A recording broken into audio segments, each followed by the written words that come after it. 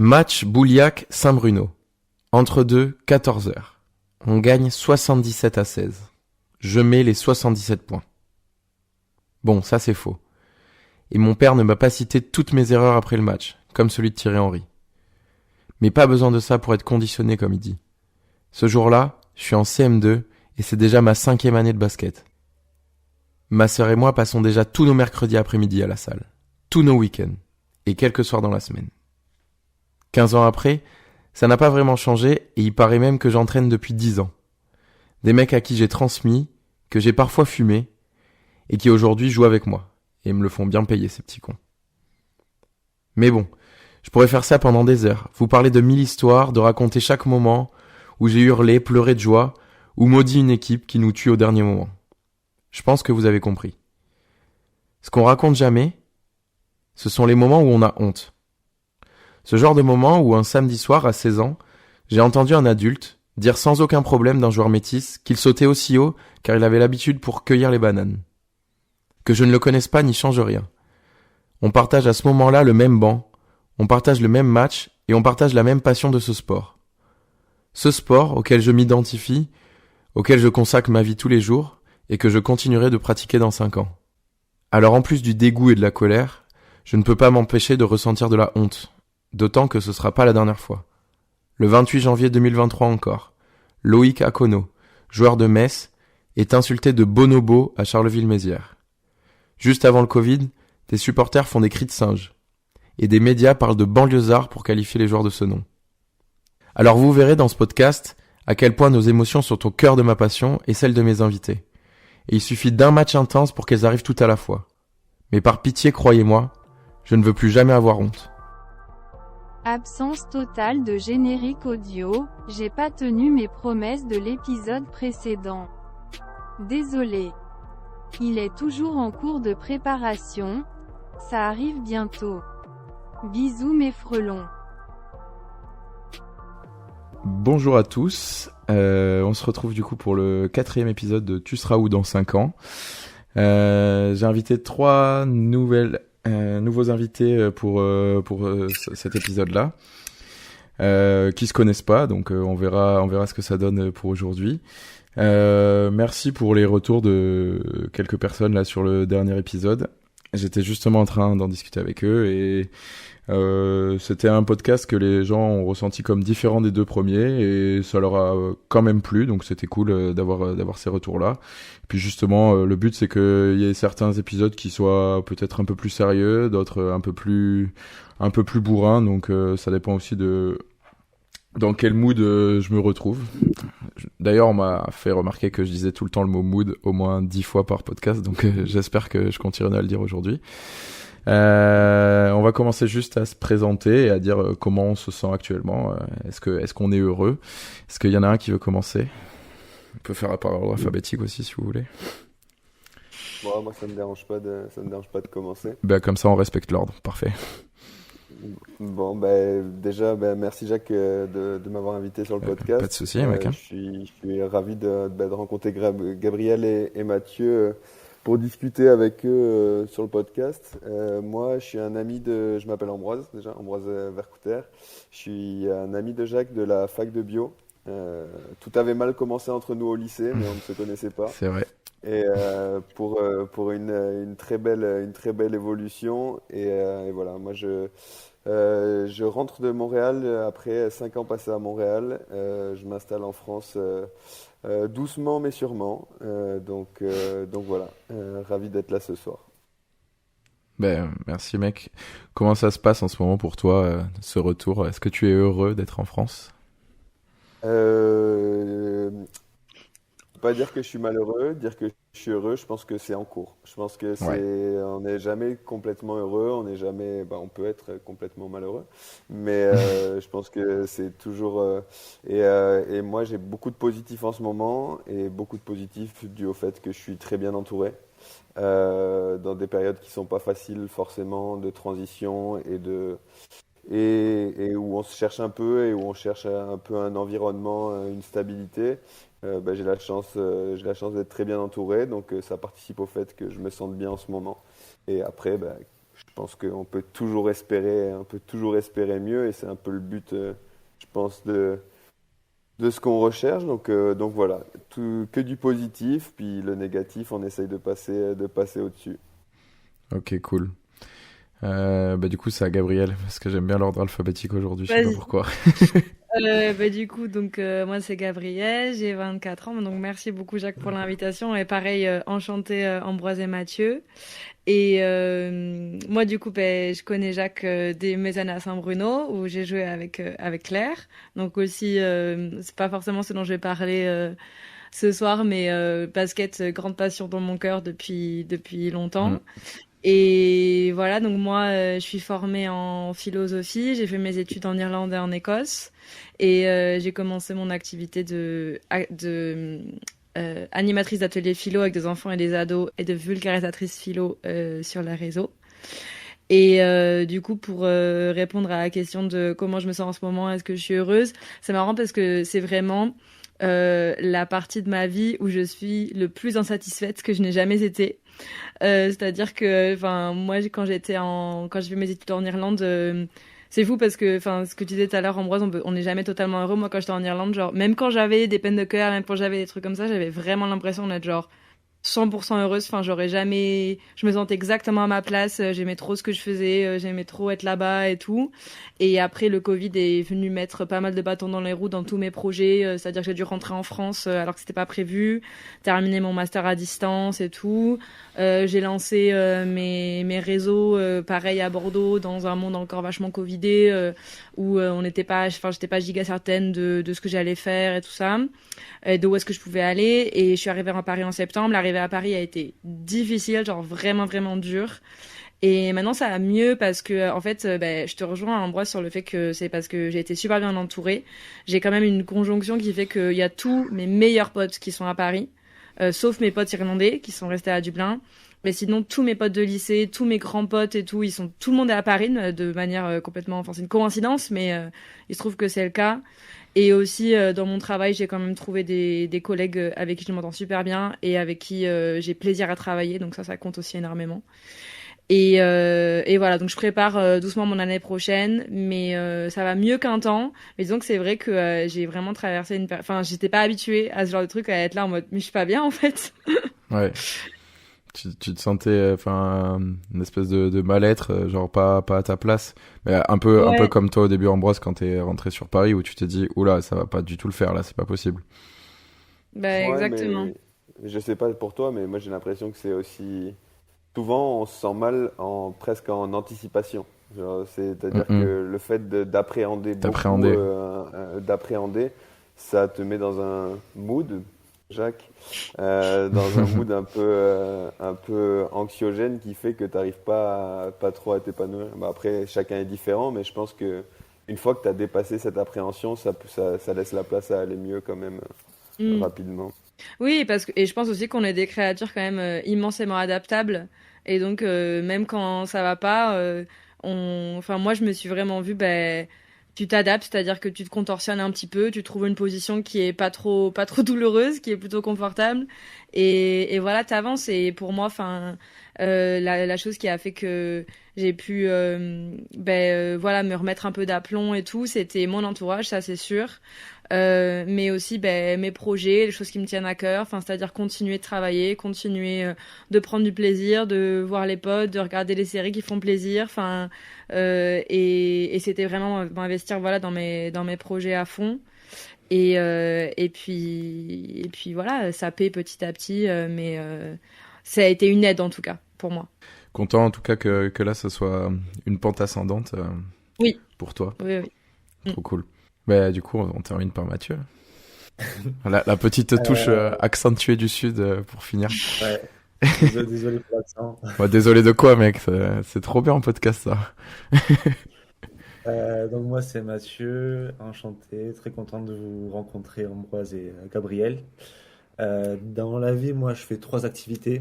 Trois, c'est moi je suis porte-bonheur au Dwayne Wade pour les connaisseurs. Let's go, que du basket ce soir. Désolé Ambroise. Je fais de la danse C'est un mélange de street jazz hip-hop. Je fais du théâtre aussi, du théâtre d'impro. Et là, on commence à travailler des textes. Et on a un spectacle en juin. Ça me stresse un peu, j'avoue, mais bon, on a un spectacle. Et je fais du yoga. Ça s'appelle le Hatha Yoga. En fait, tu tiens les positions. C'est un yoga un peu sportif. Et sinon, dans la vie, moi, j'ai 2 casquettes. Une OB et une Carhartt. J'allais le dire, enculé. Ah non, mec, elle était obligée en plus avec la pause et tout. Je suis d'un côté designer UX UI dans une boîte en CDI, donc tout ça. Juste, est-ce que tu peux expliquer que c'est UX UI? UX, ça signifie User Experience et UI, User Interface. Et je vais travailler sur tout ce qui est scénario d'usage d'une application Mhm. et aussi sur la partie charte graphique, donc les couleurs, les illustrations, les logos, les icônes, J'ai la vu que typographie. j'ai vu que t'avais fait un logo là dernièrement, j'ai vu dans tes stories et tout. Ouais, c'est ça exactement. Et après, à côté de tout ça, ben, je kiffe la BD, je kiffe l'art en général. Et en ce moment, si je suis heureux, c'est une bonne question en vrai parce que il y a Ben Never sur YouTube, je sais pas si vous connaissez. Mhm. Il a fait une vidéo, c'est comment tu te sens vraiment, et je trouve ça vraiment intéressant comme question. Et là, j'ai passé une phase pas ouf il y a 3 mois. Je suis tombé dans la dépression à la vraie quoi, et je pense qu'il faut pas avoir honte d'en parler. C'est un sujet qui est un peu tabou, d'actualité en général. Et je Chez les conseille aux mecs. personnes qui... De quoi, pardon? Surtout chez les mecs. Ouais, Oui. exactement. Et ouais, souvent, quand on dit ouais, je vais voir un psy, on peut paraître pour un fou, mais enfin, je conseille vraiment aux personnes qui tombent un peu dans ça, d'aller voir Clairement. un psychiatre, un psy, et d'en discuter, de parler, et de C'est partager génial. ses ressentis. Mais moi, Génial. je trouve que le Covid a eu beaucoup d'aspects négatifs, mais que sur la liberté d'expression par rapport Au au, mal-être. au Ouais. mal-être et à la santé mentale, ça a fait quand même bouger pas mal de lignes. Bah, c'était tellement évident pour tout le monde qu'on on pouvait plus arrêter d'en parler. On Enfin, parce pouvait que plus c'était fermer tellement les yeux, ouais. partagé. Ouais, voilà. Toi aussi, tu te sens comme de la merde. Ouais, ouais, moi aussi. Genre, y a pas. Clairement, ouais. Tout le monde tournait en Ah, mais rond, donc souvent, en plus, même dans la vie en général, on croise des gens, on dit ça va, oui, et toi, enfin, c'est des choses, alors que on a l'impression qu'en fait tout le monde va bien, mais il y Ben a non, ouais, c'est ça. Puis chacun ses surtout soucis. par les réseaux sociaux où t'as l'impression que la vie de tout le monde est parfaite et que toi, ouais. t'es Oui, une demeure à côté, mais au final, tout t'as le la, monde vit la même chose. t'as l'iceberg Ouais, exactement. sur Insta et autres, donc forcément c'est pas la même. Ok, ok. Bon, ben, Après, sinon, ouais, je vas-y, suis vas-y, sur une vas-y. pente qui monte à fond là, enfin, comme Ambroise le disait, comme Gabriel, il y a des personnes qui m'entourent qui sont super, donc c'est cool, et là ça va dans le bon. Je me concentre vraiment sur le positif, comme tu disais Ambroise, sur les activités que je kiffe, sur mon lieu de vie, l'appart où je suis qui est trop cool. Donc voilà, tout va bien, tout va de mieux en mieux, donc c'est cool. Bon, trop bien, trop bien, Et trop bien. avant que tu fasses la blague, Jacques, toi, comment tu vas? Eh mec, maintenant que tu me le demandes, bah moi ça va vraiment gaver bien là sur ce mois de mars. Allez. Ah, c'est le gavé qui t'a... Ou le... Non, je dis Ok. yay, on dit trop cool. Ah non, franchement, enfin là sur les 2 dernières semaines, autant sur le dernier podcast, je disais bah ça va, mais fait chier mon entorse qui commence à aller de Mm. mieux en mieux et tout, je guéris. Bon, elle est toujours là, mais à part ça, là j'ai repris l'école. Il y a 50 000 projets. On est dans un gros projet éco-geste et tout ce qui est responsabilité de l'environnement et tout avec les gamins. Je trouve ça trop bien. Ils sont, enfin déjà qu'ils sont bienveillants de manière générale, mais alors quand ça touche à ces sujets-là, ça te met un peps de ouf. Je termine mes journées, mais je suis crevé, mais encore comme si j'avais plein d'énergie. Je sais pas comment dire. J'ai un smile de taré quand je sors du taf. Et avec le basket aussi là, j'ai pris des shots de bonheur, Ambroise, comme la meuf à Hossegor. Vraiment, je suis là, waouh, mais qu'est-ce que c'est et tout. Et du coup, pour répondre à Et la encore avec question, les U17? j'ai stoppé les U17. Il s'est passé justement que des trucs un peu négatifs sur la première partie là jusqu'à fin décembre. Et là, je suis avec Raph en fait sur la une. Je l'accompagne essentiellement sur les matchs. Et ça se passe trop bien parce que tous les mecs sont mes potes à la base en plus et que j'adore bosser avec Raph. Et justement, dans le dernier podcast, j'hésitais entre 3 projets pour l'année prochaine, dont un qui me proposait, et je pense que je vais partir là-dessus. Parce que vraiment, c'est ce qui me hype le plus en ce moment, de commencer à faire un petit peu les plans pour l'année prochaine, de voir à quel point là on a remonté la pente sur cette deuxième partie de saison, et puis en plus avec les mecs qui pourraient arriver ou revenir surtout dans le club, ça me plaît de ouf, donc voilà. Et puis en plus là je suis sur un Donc, tu projet, resterais sur la une. ouais, avec Raph, et puis à voir les à côté. Et j'ai un projet 3-3 là que je vais commencer avec justement les anciens U17 et même d'autres que j'ai eu il y a très longtemps, U15 et tout. Et ça serait faire un projet d'abord sur le court terme là pour leur qualification en U18, et on aimerait bien qu'ils aillent à l'Open de France. Donc un gros projet. Et puis pourquoi pas après continuer en fait chez les adultes, même si c'est un monde qui est de plus en plus compliqué à atteindre en 3-3 parce que le niveau est très très relevé, il y a des très forts joueurs et ça game pas mal, on va dire, mais du coup ouais, ça serait l'idée de les engager dans ça, et toujours en tant que petit poussé là de Saint-Bruno qui paye jamais de mine, mais ça c'est un truc qui me plairait aussi. Voilà, donc là en ce moment je suis vraiment dans le positif de ouf. Ouais. Cœur. Je vous propose qu'on puisse passer au débat d'aujourd'hui. Comme je vous disais tout à l'heure, du coup, on va parler de la place qu'ont nos passions dans la vie. Donc vraiment la question c'est ça, quelle place a votre passion dans la vie? Je vous ai présenté un petit peu tout le truc. On va se demander justement si déjà avoir une passion c'est indispensable pour quelqu'un, si elle devient indispensable dans notre vie après, au même titre que manger, boire, dormir presque.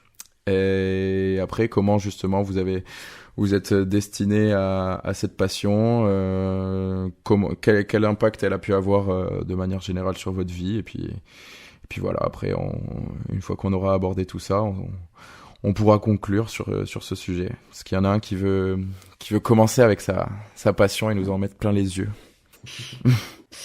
Vas-y, je vais y aller. Donc moi, on va dire que j'en ai deux. Enfin, ma passion qui me tient depuis encore même plus longtemps que le basket, c'est l'écriture. Et avec ça se couple la philosophie, parce que voilà, que j'ai découverte en terminale et j'en ai fait. Enfin, ça a été le fil rouge de mes études. J'ai fait j'ai majoré dans mon bachelor. Non, pardon. Ça a été la majeure de mon bachelor. Après, j'ai fait un master spécialisé en philo et tout. Et la place que ça occupe dans ma vie, en fait, moi j'essaie vraiment de me construire une carrière autour de mes passions. C'est-à-dire que c'est vraiment quelque chose qui me drive dans ma vie professionnelle, à fond, dans ma vie personnelle aussi, parce que c'est comme ça que je m'épanouis, parce que c'est comme ça que j'aborde le monde, parce que c'est ce qui me fait vibrer, parce que c'est comme ça que je choisis les contenus que je regarde, c'est de ça que je parle, c'est comme ça que les gens me connaissent. Enfin, c'est-à-dire que voilà, c'est une blague que Gabi, elle arrive dans n'importe quel endroit et genre tu vas la voir 2 semaines plus tard, elle a déjà acheté 10 livres. Enfin, tu vois, c'est un truc où ça fait vraiment partie de ma personnalité. Et voilà. Et du coup, ma passion que j'ai eu la chance, parce que c'est vraiment pas tout le monde comme ça, j'ai eu la chance de pratiquer pendant longtemps pendant mes études. C'est pour ça que j'ai adoré mes études. J'ai vraiment envie de la mettre à l'honneur. Sans la dénaturer, c'est-à-dire que la philosophie, ça forge à plein de choses et ça peut aider à accéder à plein de postes, mais pour faire de la philosophie pour gagner de l'argent, c'est chaud, parce que l'enseignement c'est chaud, parce que toutes les possibilités de radio aussi, c'est un peu plus compliqué à accéder. C'est bouché un peu. Le service public Voilà, exactement. Le service public en France est en grande crise et du coup, il y a des sous nulle part. Et genre, là où la radio, je sais pas, au moment de nos parents, c'était un grand truc d'embauche et tout. Là, c'est devenu un peu plus saturé. Et du coup, moi, c'est pour ça que c'était important de me lancer, mon auto-entreprise, d'être sur les réseaux, parce que je voulais vraiment avoir un moyen d'expression de la philosophie qui me soit propre et où je parle vraiment de philosophie pure et pas juste j'utilise la philosophie pour faire autre chose ou raconter d'autres trucs. Et après, en fait, mes deux passions, elles se lient constamment parce que l'écriture, quand je parle d'écriture, c'est l'écriture sous toutes ses formes, hein. Donc il y a l'écriture fictive, mais il y a aussi l'écriture de non-fiction. Et genre, moi, je considère que quand j'écris des scripts de philo-Ruto, comme j'appelle, donc de la philosophie sur Naruto ou de la philosophie de pop culture, c'est de l'écriture non fictionnelle. Et après, moi, j'écris des romans depuis que je suis gamine. Et mon ambition, c'est d'écrire un roman jeunesse, enfin même des romans jeunesse avec comment ça s'appelle, des influences philosophiques, parce que je pense vraiment qu'on peut exprimer énormément d'idées philo à travers la fiction, et que la fiction est un outil formidable pour penser la philosophie, pour illustrer des concepts, etc. Enfin, pour moi, c'est vraiment deux choses qui sont intimement liées et qui fonctionnent très bien ensemble. Et donc voilà, à la place de la passion dans ma vie, en fait, enfin, c'est vraiment ça, c'est que j'y pense tout le temps. Enfin, c'est-à-dire que j'ai vraiment mis ça au cœur de ma vie, mais à tel point que par exemple des fois, ça m'arrive d'être là en mode, mais quand j'ai envie de me détendre, c'est-à-dire quand j'ai envie vraiment de ne pas penser à ça, je sais même plus vers où me tourner. Parce que vu que tout dans ma vie est lié à ça, non, s'il y a le sport. Il y a le sport, ça, c'est resté quand même. Enfin voilà, avant je faisais du basket, maintenant je fais du crossfit. Une grosse passionnée de sport aussi. Et du coup, c'est vraiment ma bulle où je suis là. Genre, le sport, c'est pour moi, pour ma détente, pour mon bien-être. Il y a aucune ambition professionnelle ou même personnelle. Parce que à ce moment-là, moi, ma réalisation personnelle et ma réalisation pro, elles sont liées, tu vois. Et du coup, voilà, ça c'est un peu ma respiration. Mais c'est vrai que il y a vraiment eu un moment où j'étais un peu en burn-out. Enfin, j'avais vraiment besoin de prendre un break. Et j'étais là, mais putain, mais qu'est-ce que je fais pendant mes breaks? C'est Pardon. Non, j'allais dire, c'est exactement ce qui m'arrivait moi cet été en fait, où j'avais entre guillemets terminé le jeu niveau basket. Tu me demandais par rapport au U17, Ouais. mais l'an dernier en juin, on a gagné tout ce qu'il y avait à gagner, et c'était un objectif depuis des années avec ce groupe-là. Ça faisait 5 ans que je les entraînais pour le noyau dur, et puis petit à petit il y a des éléments qui se sont greffés au projet, mais ça faisait vraiment 5 ans qu'on voulait être champion de région, comme tu l'as été, hein, je le reprécise. Merci. Elle se bute au sport. Ouais, ça fait 10 ans, là, c'était 2013. C'était il y a 10 ans. Ouais. Et nous, on réussit à faire ça sur un mois de juin qui arrivait après vraiment 5-6 mois où je dormais pas, genre vraiment je bouffais du basket tout le temps et je kiffais, j'étais dans un rythme où genre vraiment ça s'arrêtait pas. Et en juillet, j'ai fait OK, pose-toi et essaye de t'ennuyer un peu pour reprendre goût au reste, parce que dès que je faisais quelque chose, je trouvais ça fade, j'essayais de pas faire des trucs en lien avec le basket, et j'étais là OK, ça m'intéresse pas, ça c'est naze, alors que c'était pas forcément naze, mais c'est que j'arrivais pas à faire autre chose. Et vraiment, enfin, c'était devenu comme, enfin, c'est ce que je disais tout à l'heure. Est-ce que c'est au même point que manger, boire, dormir? Ben du coup, on m'avait un peu enlevé enfin, je me l'étais enlevé moi-même, et du coup, c'est comme si mon corps il était devenu malade, quoi. Je sais pas si toi, Ambroise, pour faire le lien avec le sport, si toi là on te met une semaine de coupure actuellement de course, je sais déjà que par exemple quand on était fin août là, quand on était sur Segor, tu pouvais pas autant courir que prévu. Ça te faisait quand même bizarre, non? Ouais, ça me faisait bizarre, mais moi j'y reviendrai peut-être après. Mais pour moi, la course, parce que là ça prend une place énorme dans ma vie, mais c'est pas une passion. Ouais. En fait, moi je marche pas par passion, je marche par objectif. C'est-à-dire que je vais me dédier à 150% à un objectif. À un 150 instant 000% fils de mec.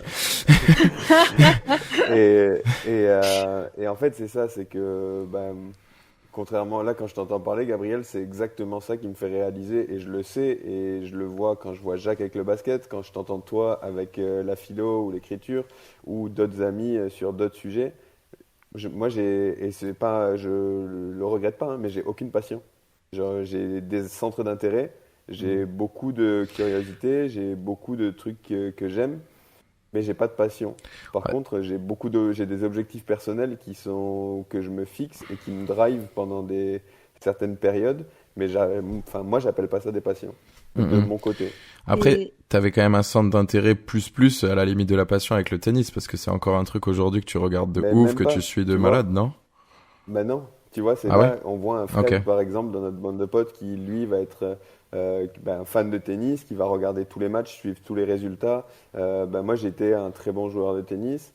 Mhm. Mais tous les à côté, je vais connaître parce que le tennis prenait une place importante, parce que j'y jouais beaucoup. Donc j'évoluais dans des cercles où le tennis était un sujet récurrent. Donc j'étais un connaisseur de tennis, mais j'ai jamais été un passionné de tennis. C'est-à-dire qu'aujourd'hui, et même enfin, j'ai jamais payé cher des places pour aller voir un gros événement, alors que n'importe quel passionné de tennis serait prêt à le faire.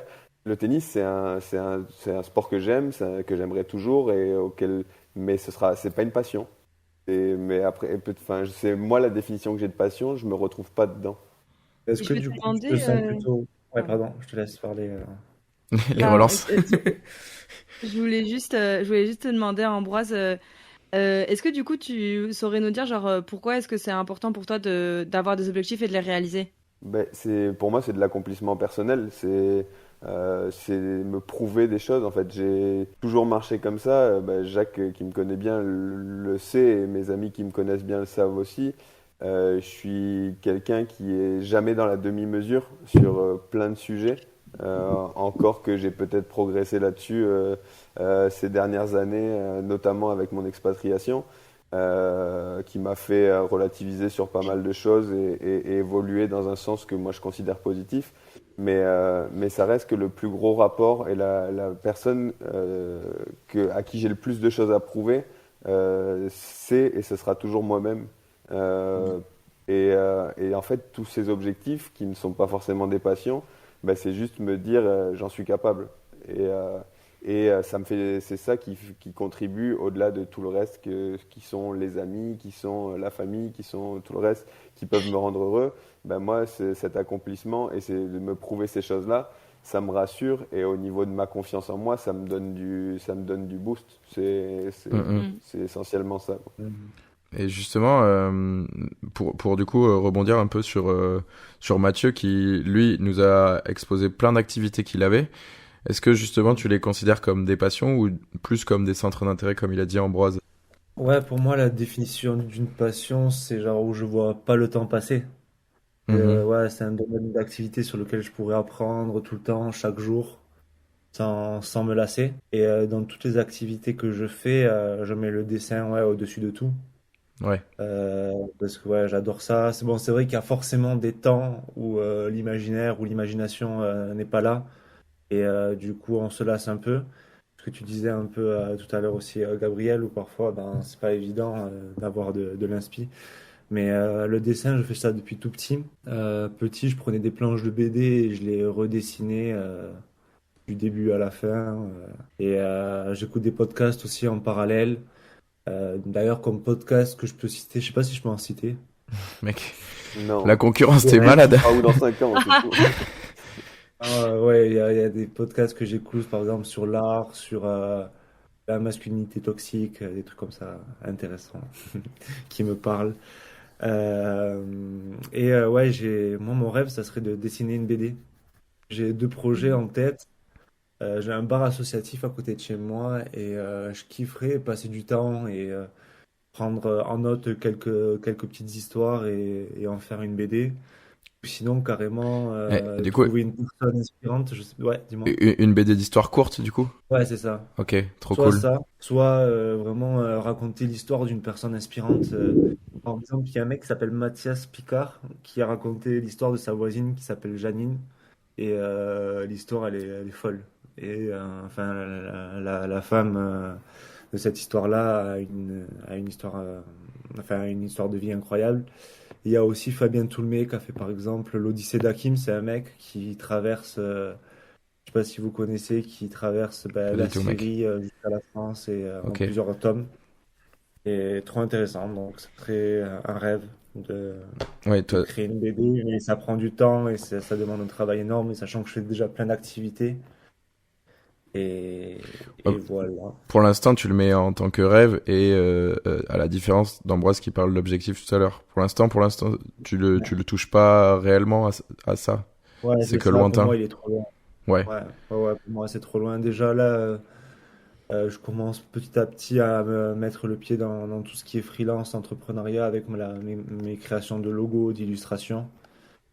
Déjà, pour moi, ça, c'est des petites prises de risque parce que j'ai été éduqué. Enfin, mes deux parents sont aéros, hyper carrés. Ils sont dans la même entreprise depuis qu'ils ont 20 ans. Donc, j'ai une éducation dans le sens où rien que la freelance, déjà, ça fait un peu peur.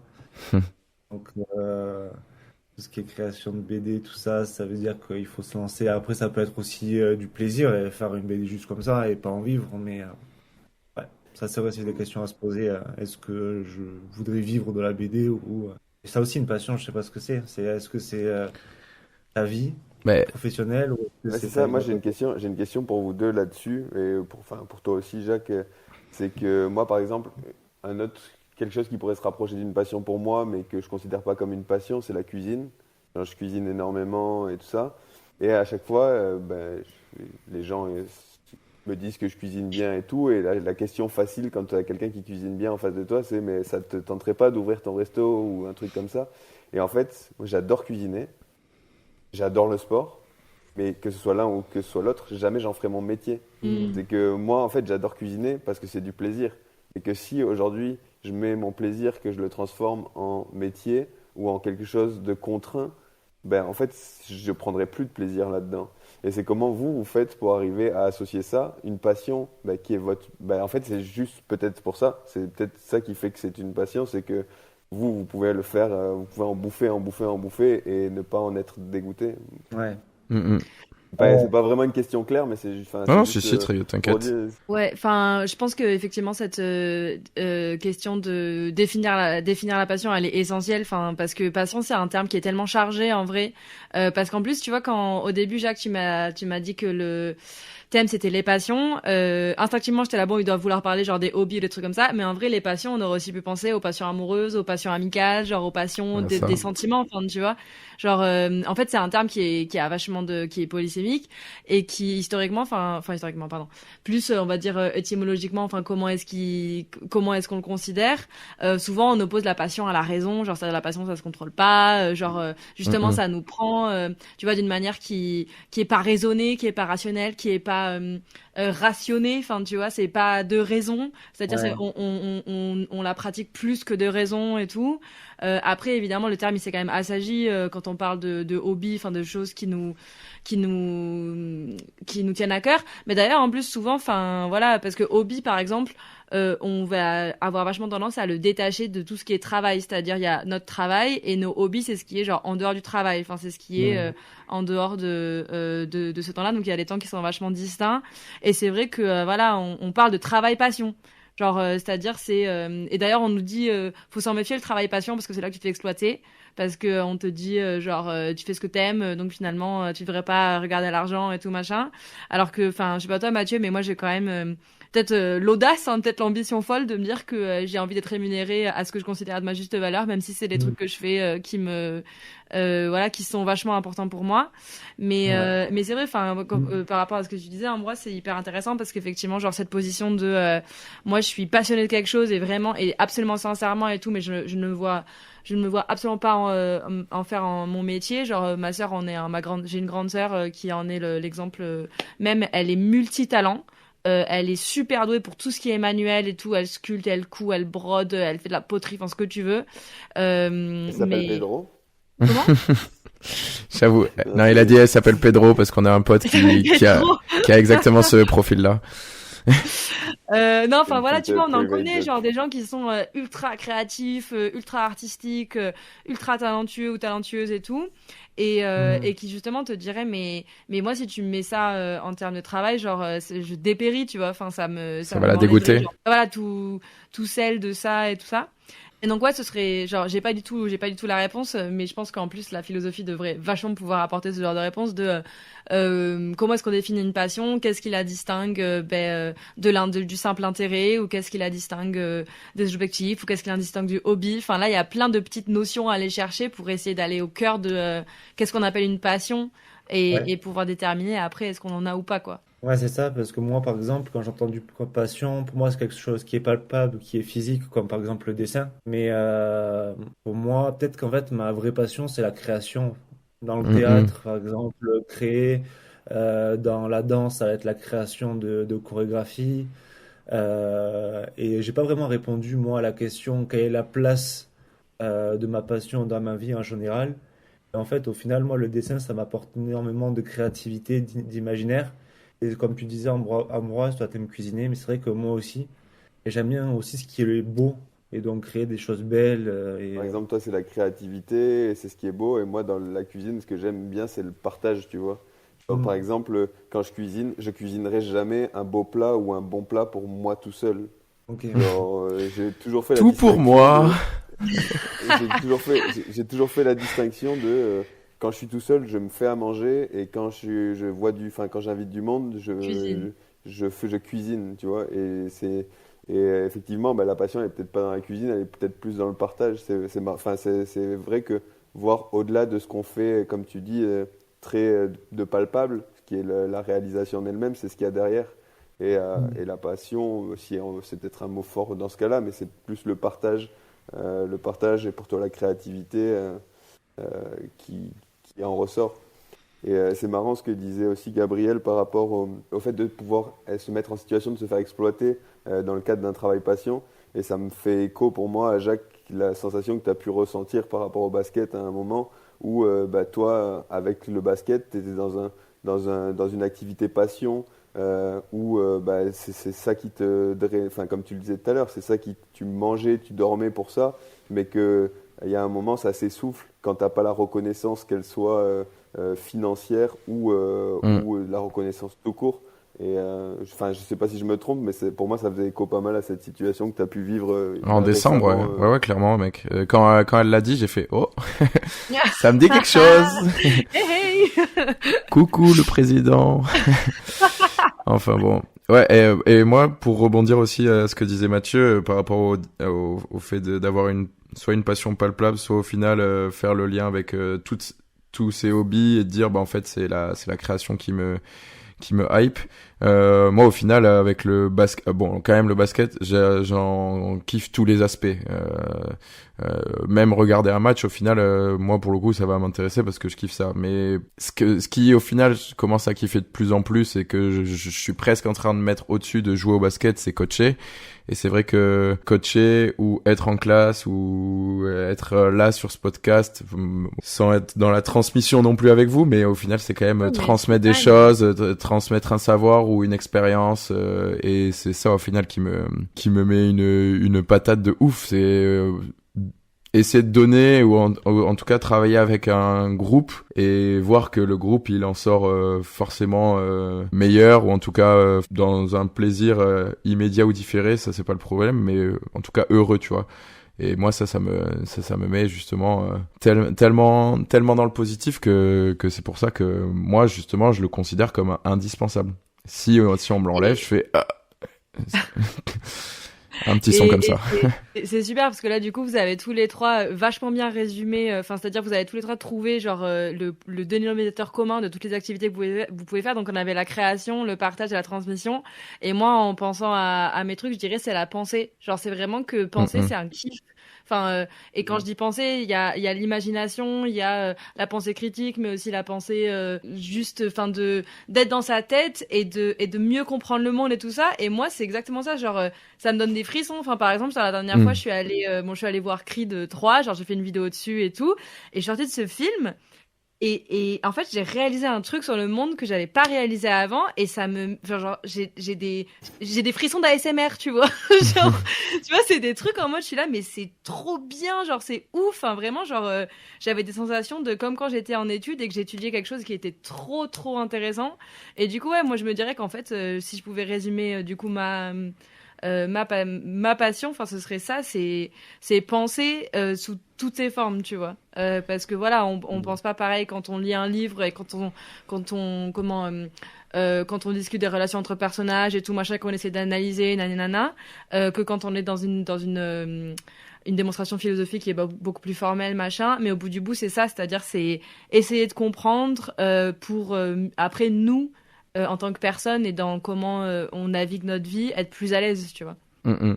Ok. C'est trop drôle, le truc du frisson, c'est exactement pour ça que je coach ou que je suis en classe avec les élèves. Alors, je mets pas mon métier en termes de passion, parce que là, pour le coup, j'essaie de faire une différence, mais ce moment où on est en activité, ou pendant un match, il se passe un truc et ça te met, ça te fait un espèce de froid dans le dos ultra positif et Ouais. genre et des espèces de mini larmes qui commencent à arriver. Mais moi ça me, c'est pour ça que je Tu sais peux que je suis là, tu vois. tu peux l'avoir en cours, ça aussi, Jacques? Ouais, il y a des moments où il y a des élèves, ils me disent des trucs et ils me prennent en plein vol, genre je m'y attendais pas, tu vois. Ils vont me choper sur des moments, je fais wow. Ah ouais, là c'est très fort là ce qu'il vient de dire devant tout le monde et de nous transmettre au final. Genre tu sais, tu Ok. fais un truc un peu justement philosophique des fois sur un atelier philo ou des trucs comme ça et les élèves ils vont dire des trucs ils se rendent même pas compte eux, mais qui sont ultra touchants Ah et ouais. ultra et qui au final tu sors de là, tu fais oula, il vient clairement de mettre une énorme gifle virtuelle et C'est marrant Et avec des c'est marrant que tu dis élémentaires? ça. comment? Ah, Je suis j'ai avec des dit, grandes sections, hein. Ils ont 5-6 Avec ans. élémentaire? Ah oui, Ah ouais, d'accord, ok. ils ont 5-6 ans et en fait ils viennent de t'apprendre plus de choses que sur les 3 dernières semaines que tous les adultes ont pu t'apprendre au final en une phrase. Et là tu fais ouf. OK. c'est marrant que tu dis ça. J'ai fait un afterwork avec des gars du travail et il y avait une enfant d'un de mes collègues de travail qui a 6 ans et elle était en train de dessiner avec des potes à elle. Et moi, je passe et je lui dis, fais attention, dépasse pas, quoi. Ouais. Et elle me sort une phrase, je me rappelle plus la phrase, mais elle était ultra philosophique, la phrase, en mode ben, j'ai le droit de dépasser, je vois pas le problème, et un truc de ouf aussi. J'ai pris du recul sur la situation, j'étais là, mais comment à 6 ans tu Mais peux dire des vas-y, trucs comme ça? dépasse autant que tu veux. Ouais, dépasse, t'inquiète, c'est pas grave. Mais là, moi, Elle enfin, avait moi, un ce esprit que, beaucoup plus libre que le tien, Mathieu, c'est ça que tu veux dire? Ouais, c'est ça, voilà. Mais non, mais ce qui est intéressant, c'est que quand on voit, ben là, quand Jacques, c'est la transmission, Mathieu, c'est plus la création, toi, la pensée, Gabriel, moi, peut-être le partage, en fait, on se rend compte que d'une même passion ou de passions différentes, en fait, ressortent beaucoup de choses différentes. C'est-à-dire que, par exemple, Jacques, qui adore le basket, et ben, en fait, tu te dis que c'est peut-être sa passion, et ben, en creusant un peu, la passion, on se rend compte que c'est peut-être le partage. Alors oui, à Ouais, travers le clairement aussi. basket, mais en fait, des gens peuvent avoir des passions complètement différentes. Ça veut dire que quelqu'un pourrait être passionné de n'importe quoi d'autre et avoir aussi en fil conducteur la transmission. Et à contrario, quelqu'un qui adore le basket, mais dont la passion pourrait être en face cachée Mm, complètement autre chose. Et c'est assez intéressant mm. On de en revient, réfléchir à ça. on en revient aux objectifs dont tu parlais tout à l'heure aussi. On vient pas Ouais, forcément tous pour les mêmes choses, Mm. mais au moins on a le même point culminant là, à le même savoir que maillot, on n'a pas le même maillot, on a la même passion. on a la même passion.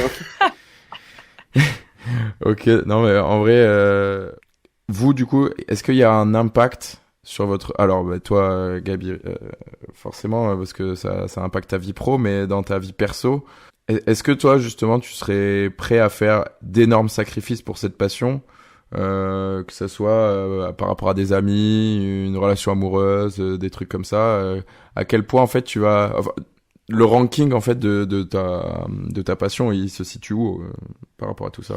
C'est une très bonne question. Ben moi, ça fait longtemps que j'ai plus été en couple. Genre, j'ai été en couple une fois dans ma vie quand j'étais au lycée.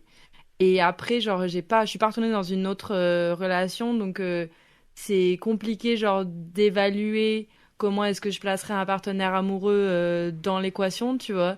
Mais c'est marrant parce que instinctivement, j'ai grave tendance à dire mes potes, j'y toucherai pas. Mes relations amoureuses, je serais prête à la laisser passer, tu vois. Mais je pense que c'est pas forcément représentatif parce que bon, après il y a aussi toute une vision de comment est-ce que moi je conçois le couple et tout machin, qui est un autre sujet. Mais c'est une très bonne question de qu'est-ce que je serais prête à sacrifier. Tu veux dire là ta question c'est qu'est-ce que je serais prête à sacrifier pour la réalisation de cette passion, c'est ça, Ouais. pour la réalisation de Bah, ces objectifs. moi, pour donner un exemple, parce que c'est vrai que la question était pas hyper claire, moi, de plus en plus, j'arrive à lâcher du lest un peu sur le basket pour aller voir mes potes.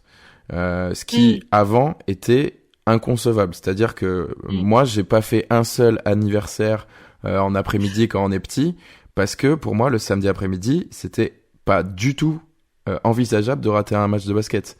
et que bah, tous les lundis, le lundi matin, ah mec t'es pas venu, on était au laser park, au bowling, au machin, tout ce que tu veux, chez Roger à faire tel truc. J'ai fait ouais bah super, bon moi j'ai gagné 53 à 48, bah les couilles de votre anniversaire, c'était moi je vous vois à l'école, ça me suffit. Et ça même après quand on grandit un peu et que c'est plus anniversaire l'après-midi mais que tu fais des soirées et tout, je pense que je n'arrivais à aucune soirée à l'heure. C'est-à-dire que j'arrivais tout le temps à 23h minuit parce que le soir, je jouais même pas, mais il y avait le match de l'équipe 1 des seniors de mon club et que c'était impensable de rater ce match. Que je devais faire tous les matchs à domicile, certains à l'extérieur quand c'était pas hyper loin, qu'il y avait de la place dans les voitures. Moi, ça me matrixait ma vie. Et impossible aussi de rater un entraînement. Je viens d'avoir 6 au dernier contrôle d'histoire géo. Le prochain contrôle, il est demain, j'ai toujours pas révisé. Ah ouais, mais il y a entraînement de 20h à 22h, je réviserai après, tant pis. Ça a été tout le temps ça, quoi. Genre, je mettais le basket devant tout. Vraiment tout. Mais là, ce qui est compliqué pour toi, Gabriel, c'est que comme ta passion est relativement, voire complètement liée à ton métier. Au pro, ouais. C'est encore plus dur de mettre des limites parce que au final, tu vois, la passion de Jack, elle peut l'empiéter sur son activité professionnelle, par exemple. Toi, c'est le cas des fois. Ouais, mais ça. Mais toi, c'est pas ta passion qui empiète sur le pro ou le pro qui empiète sur ta passion, c'est que les deux sont hyper liés. Donc j'ai l'impression que c'est comme presque exponentiel à quel point bah, ça prend de la place dans ta vie de par ce schéma, quoi. Ouais, non, complètement, t'as complètement raison, enfin, t'as bien résumé le truc. Et du coup, moi, ce que j'ai trouvé, c'est un peu genre des parades et de savoir clairement quels sont les domaines dans ma vie où, voilà, cet amalgame vie pro, vie perso n'est pas présent, enfin, c'est-à-dire où l'écriture, la philo ou tout ça, mes envies ne sont pas présentes. Et il y a le sport, il y a les potes, et il y a récemment, genre, par exemple, le jeu vidéo.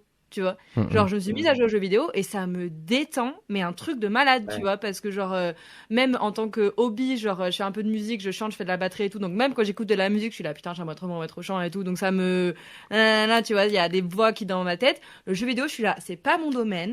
Je suis liée à ça de nulle part. Je m'y mets et je kiffe, tu vois. Et du coup, parce que c'est vrai que même si je travaille beaucoup et tout ça, je me connais, genre, je me suis vue un peu traverser des gros déserts où, genre, j'ai enquillé du travail à fond et tout, et j'ai vu ce qui marchait pas. Et moi, j'ai vraiment besoin de repos. Genre, c'est-à-dire que je peux pas enquiller, je sais pas, 3 semaines à fond ou genre en dormant peu et tout machin, ça c'est pas du tout mon truc. Et du coup, je fais toujours genre, je me couche jamais tard parce que je suis en train de terminer quelque chose. Pareil. mais, mais du coup, tu vois, genre, je mets un point d'honneur à bien calibrer mes journées, tu vois. J'ai pas forcément d'heures, tu vois, mais il y a un truc où, genre, si je suis fatiguée, je me repose. Genre, je me force pas, tu vois. Et parce que je préfère vraiment ménager la machine sur le long terme.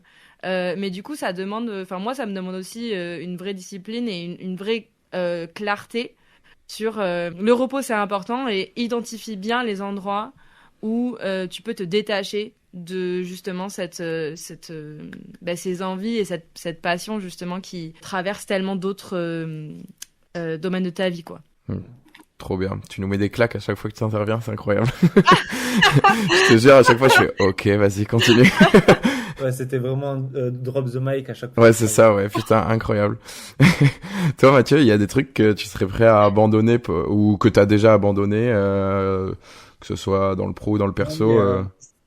C'est vrai que vu que je fais beaucoup de choses, il y a des moments où c'est un peu compliqué. Par exemple, il y a des soirs où c'est vraiment j'ai le choix entre me dessiner un petit personnage, l'animer et me régaler avec ça, ou me poser sur le canapé avec Anaïs, avec une Agendas et se regarder un Spider-Man, tu vois. Et c'est des choix de vie comme ça qui sont pas simples et tout. Donc la parade que j'ai trouvée, c'est me lever tôt et dessiner plutôt le matin. Et en final, bah, je trouve que c'est un truc qui est... c'est un peu le Miracle Morning avec un bon accent anglais. Pour moi, c'est dessiner le matin, ça me fait du bien et je commence ma journée comme ça. Ouais, ça te met sur des bonnes ondes aussi. Voilà, c'est ça. Et après, le soir comme ça, j'ai du temps avec mes potes et mes activités, Anaïs, ma famille. Est-ce que, Ambroise, vu que tu considérais pas ça comme une passion, mais est-ce que toi, t'as abandonné aussi des choses ou des trucs Ah ben, moi, si c'est mes objectifs qui se rapprochent le plus d'une passion, ben, comme je le disais, le fait d'être très jusqu'au boutiste dans ma façon d'aborder les choses, oui, des sacrifices, j'en fais. Et actuellement, par exemple, j'en fais beaucoup. Je sais pas si c'est le cas, hein, mais Si, c'est mec. que moi, ben oui, beaucoup. Mais en fait, je suis plus dans le.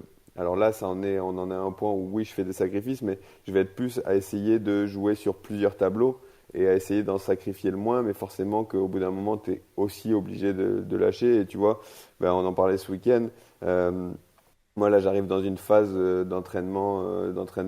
En gros, je prépare un marathon et j'arrive dans une phase d'entraînement. On arrive à un mois et demi de l'échéance et ça fait plusieurs mois que je suis à fond dedans parce que j'ai commencé il y a pas longtemps et que je me mets des objectifs très hauts et tout ce que je disais tout à l'heure, là, le fait d'avoir des choses à me prouver. Et ça fait que, bah, par exemple, je sais que je suis capable bah, de sacrifier, tu vois, on fait ma pendaison de crémaillère ce week-end, il y a Jacques qui monte et tout ça à Paris. C'est l'occasion pour moi de sortir avec tous mes potes. Et moi, je vais assumer une partie de la soirée et l'autre partie, bah, quelque part, je me prive d'aller jusqu'au bout alors que tout le monde va continuer et je sais que ça va être un bon moment. Et moi, je prends le parti de me dire, non, là, ta feuille de route, Mais elle te permet pas ça parce que si il y a tu une fais. échéance, c'est surtout ça. Ouais, il y a une échéance, mais tu sais, il y a toujours ce truc de, bah, tu as les différents types de personnalités où tu en as qui vont te dire euh, je remets à demain, et puis c'est pas parce que je perds un jour que c'est grave. Et en soi, moi je pourrais en être là.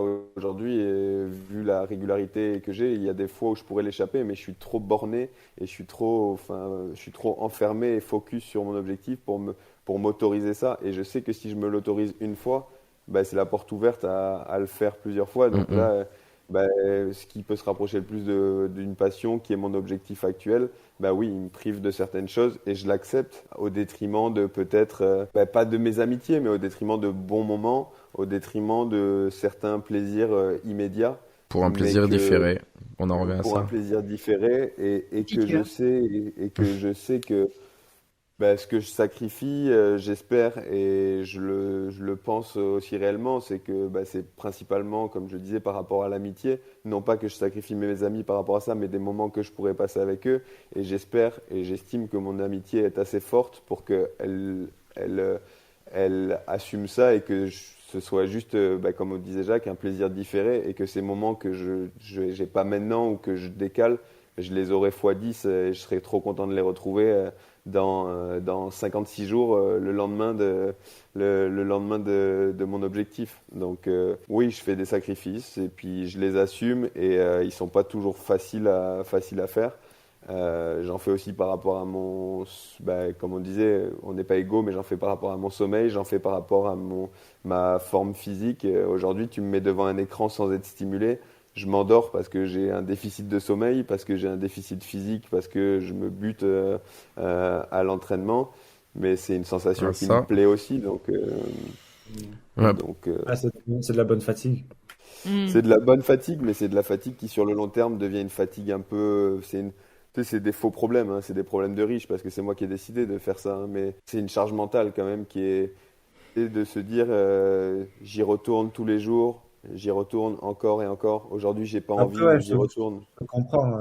Par exemple, les courbatures, moi, je trouve ça incroyable.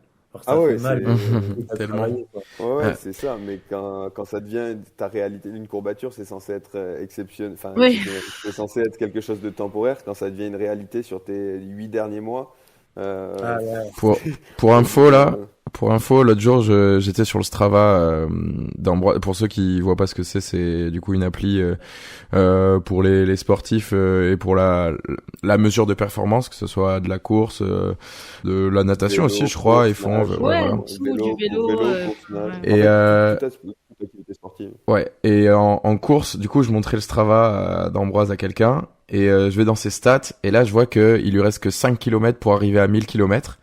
Et je fais, regarde, putain, il est bientôt à 1000 kilomètres et tout, c'est ouf. Je descends, et là, je revois la même stat du nombre de kilomètres, mais genre là, il y a 4000. Et je fais, attends, qu'est-ce que c'était les 1000? Et en fait, les 1000, c'était le nombre de kilomètres en 2023. Mec, juste avant l'émission, je suis allé calculer. Après, moi, je trouve ça abusé. Peut-être que dans le monde de la course, pas du tout. Mais genre, ça veut dire que tous les jours, si tu vas courir tous les jours, apparemment, en plus, c'est pas le cas le lundi. Mais ça veut dire que en moyenne, tous les jours, depuis le 1er janvier, tu cours 12 kilomètres et plus. Vraiment tous les jours, mec. Et moi, je trouve ça déjà beaucoup, hein, franchement. Et sachant que c'est pas tous les jours 12 que tu montes à beaucoup plus sur certains jours, du coup, vu que...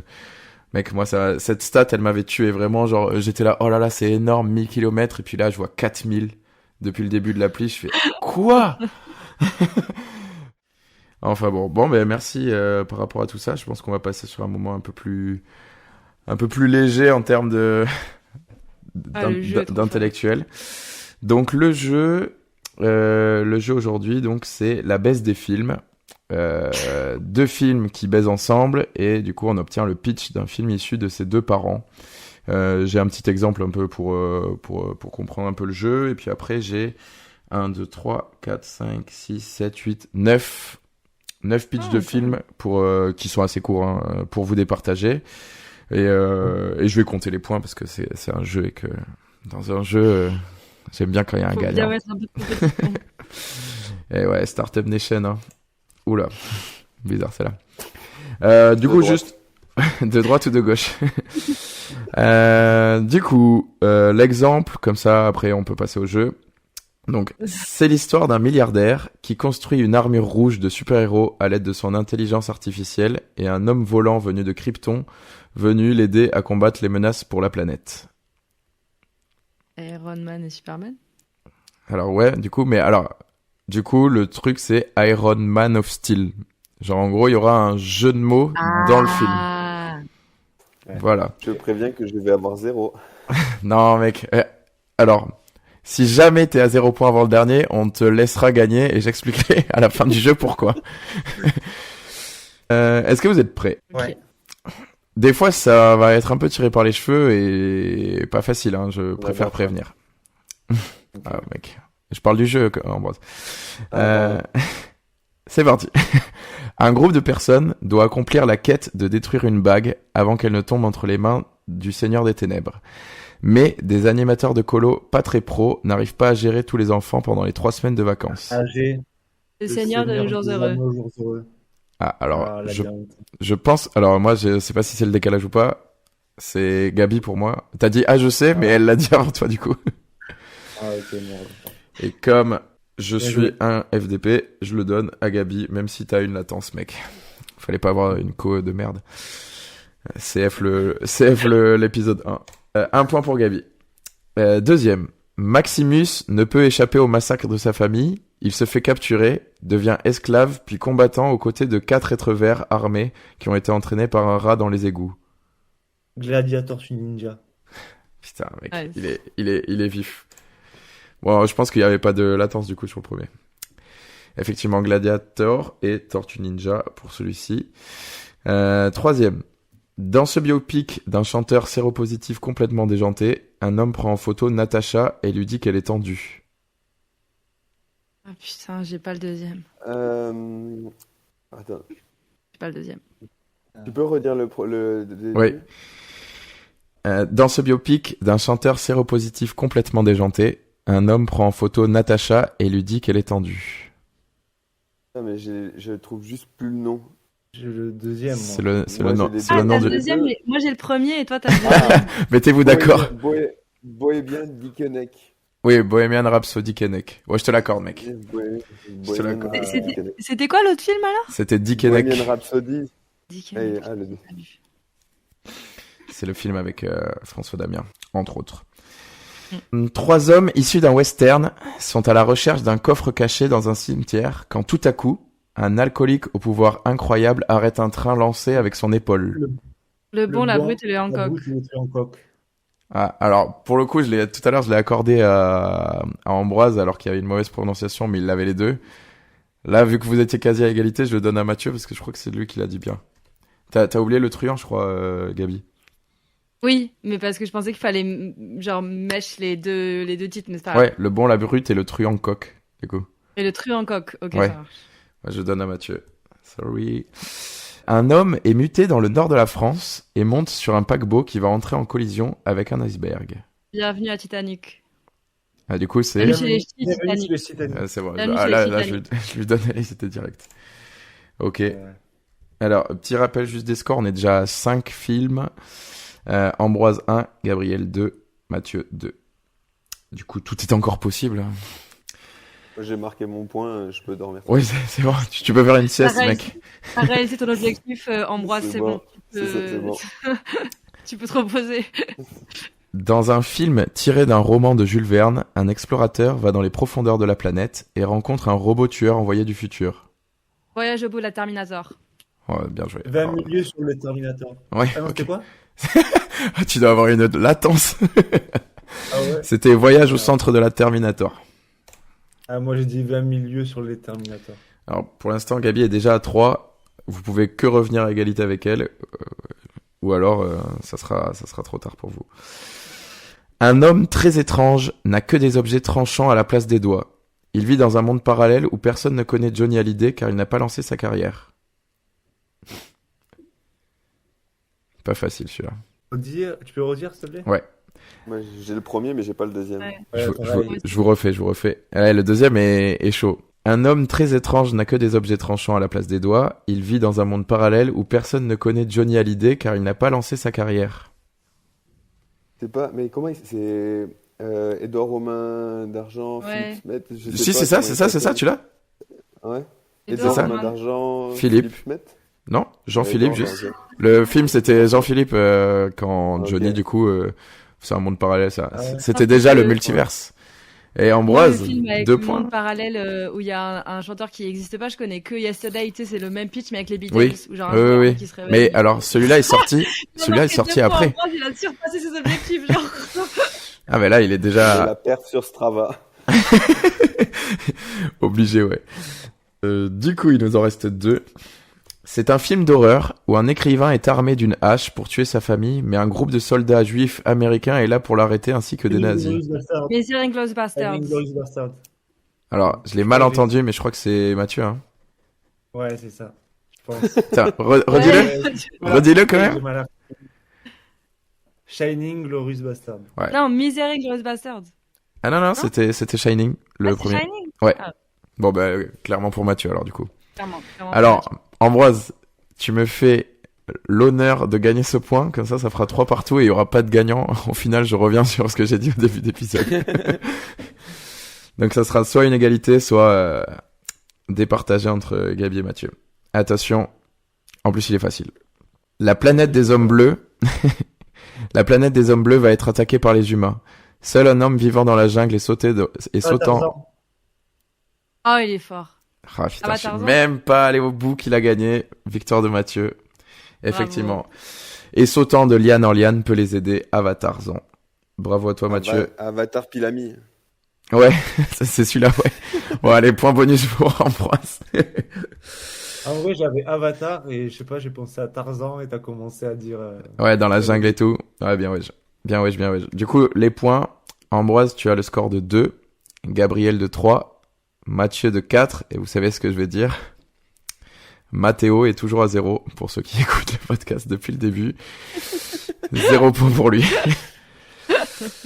Ok, bon, bah, c'était très cool. On va pouvoir passer à l'actu. Et du coup, aujourd'hui, on a décidé de parler des violences actuelles et de manière générale dans les mouvements sociaux. La question est assez simple. Doit-on en arriver là lorsque plus rien ne semble fonctionner ? Moi, de mon côté, je me suis noté des petites phrases philosophiques et des citations de certaines personnes respectées et respectables. Et j'avais même une... C'est subjectif, ça. Non, ouais. Bon, ça va quand même, Gandhi. Ça va. S'il fait pas l'unanimité, quand même, le pauvre, il aura tout raté. Et il y a une petite phrase d'ailleurs, enfin, ça avait un peu paraphrasé la problématique, qui est d'ailleurs une problématique que j'ai trouvée sur Internet.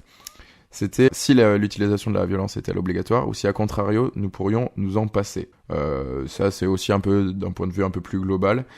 J'ai écrit 2-3 petits trucs pour des fois relancer ou faire des fois aussi l'avocat du diable. On verra dans quel sens tourne le débat. Est-ce que Ambroise, justement, vu que c'est toi qui avais un peu proposé le sujet et cette actu, est-ce que tu voudrais commencer à nous en parler? Ouais, déjà, et juste expliquer pourquoi j'ai proposé un peu ce sujet, c'est que en fait, c'est une question que j'ai été amené à me poser vraiment de façon sérieuse ces derniers temps. Et je me souviens plus de son prénom, mais c'est un pote de pote que j'ai rencontré ou que j'ai croisé en manif. euh, qui lui avait un avis très tranché sur la question, et c'était une question que je m'étais jamais posée. Et en fait, toi, tu étais en Irlande, Gabriel, si j'ai bien compris, mais moi qui reviens du Canada, puis je pense que même il y en a, hein, mais il y a quand même peu de pays où la contestation est aussi présente. C'est pas du tout un jugement de valeur ou une critique, au contraire. Mais quand on a le point de vue extérieur d'un pays extérieur, ça paraît fou. Ça paraît fou jusqu'où on peut en arriver. Et ce gars que j'ai rencontré m'a dit, posé la question, vous, qu'est-ce que vous en pensez? Enfin, la violence, il disait ça dans le sens où lui, il me dit, il disait clairement qu'il était pour. Tu vois. Et en fait, première réaction, je lui dis, t'es un malade. Genre, et en fait, en y réfléchissant, parce que je trouvais ça intéressant, c'est à mes yeux, c'est pas forcément autant un malade que j'aurais pu le penser au premier abord. Et comme on a pu le dire un peu en off au début, je serai clairement pas celui qui va aller faire du grabuge là. Je vais pas aller taper sur du flic, je vais pas aller brûler des poubelles, je vais pas aller taper sur quelqu'un d'autre. Encore que ça peut arriver avec. Bon, mais c'est ça. Fin de la déviance. Mais non, mais c'est juste de se dire, en fait, on se rend compte que la violence, il y a une violence physique, mais ça on l'entend beaucoup aujourd'hui, et puis il y a aussi une violence Politique. étatique, une violence politique, étatique, une violence passive, une violence agressive. En fait, violence, ça englobe beaucoup de choses. Et le mode d'expression est vraiment lié à ton statut dans la société. C'est-à-dire qu'aujourd'hui, les gens qui ont le pouvoir n'ont pas besoin de la violence physique. Parce qu'ils ont tout ce qui leur permet d'en pratiquer une autre. Ouais, c'est ça. Tout simplement. Ils ont aussi les moyens qui sont mis à disposition pour pouvoir passer leur message là où des gens plus modestes et à des statuts sociaux ou même des fonctions plus modestes n'ont pas le même oratoire et n'ont pas la même couverture médiatique. Donc, est-ce que pour contrer une certaine violence, une violence physique est réprimable? Oui, forcément, mais est-ce qu'elle n'est pas nécessaire d'un autre côté? C'était vraiment une question que je me posais et je trouvais ça intéressant d'avoir l'avis. Et c'est cool en plus parce que ce soit Gabriel ou toi Mathieu, vous êtes plus artiste que moi, plus je pense un peu et puis plus dans la mesure aussi, plus à mettre en perspective les choses. Je pense de par vos passions, comme on en parlait tout à l'heure, ou même si je vous connais pas, pour moi les passions parlent un peu sur la personnalité de quelqu'un aussi. Donc peut-être que j'étais intéressé d'avoir les avis parce que moi je suis un peu perdu avec cette question où d'un côté je me dis dans un monde parfait, non, la violence ne devrait pas exister, mais dans notre monde aujourd'hui, est-ce qu'elle n'est pas nécessaire?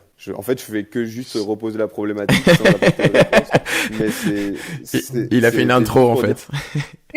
C'était juste, non, mais c'est juste t'as bien fait. Pour ça que moi, c'est pour ça que j'ai posé j'ai proposé ça, même si c'est un peu lourd et que c'est pas le but qu'on rende les choses lourdes, mais c'est juste d'avoir un partage de retour d'expérience sur ce que pensent les gens et peut-être essayer un peu de dédramatiser aussi le sujet, quoi. Non, mais t'as bien fait. Déjà, t'as exprimé l'idée des multiplicité de violences, et je suis sûr que Gabi, elle allait parler de ça pour commencer. Oui, tout à fait. Enfin, de toute façon, je pense que tu as soulevé. Quand tu parlais, j'avais plein de points qui me venaient en tête. C'est la nuit, il faudrait que je prenne des notes pour pouvoir rebondir sur plein de choses que tu avais dit et tout. Parce que, du coup, voilà, pour remettre dans le contexte, moi, j'ai travaillé sur la violence sur une de mes dernières vidéos en parlant du dernier film de Creed, là, donc le premier film de Michael B. Jordan en tant que réalisateur, qui parle d'un boxeur.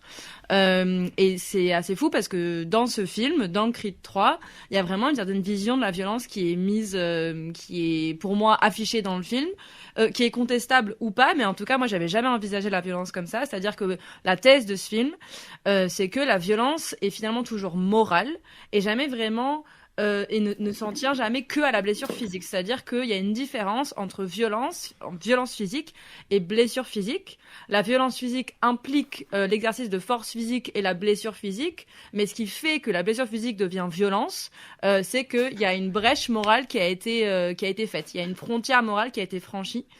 Et pour revenir à cette question des manifestations, du coup, on pourrait se demander, donc les manifestations, quand on parle par exemple de dégradation de la rue ou d'altercation physique entre des manifestants et des forces de l'ordre, etc.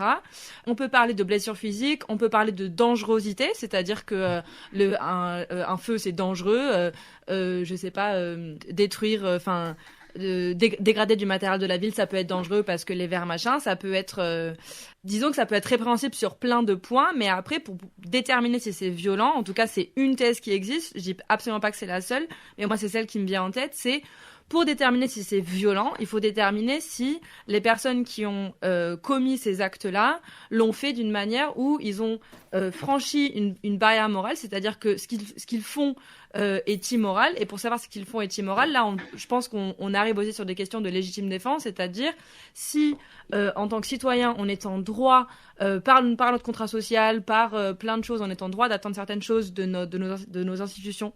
De Et que l'État, nos voilà. institutions... De l'État, exactement, donc de cette espèce de tierce entité à laquelle on s'en remet pour notre sécurité, pour notre organisation sociale, etc. Si on est censé pouvoir attendre des choses de cette entité-là et qu'elle ne nous les donne pas, voire qu'elle nous en enlève, et donc on considère que nous, il y a un tort qui nous a été causé en premier lieu, après se pose la question de avec quel degré il est légitime de répondre, c'est-à-dire avec quel moyen est-ce qu'il est légitime de répondre. Et si tu fais un argument, si tu es suffisamment fort pour faire un argumentaire comme quoi la dégradation matérielle, les blessures physiques, etc., finalement sont autant de moyens qui sont légitimes pour répondre au tort qui nous a été causé, bah, du coup c'est pas violent. Enfin, ça c'est Et le terme de légitime défense, il est hyper intéressant parce que Ben oui.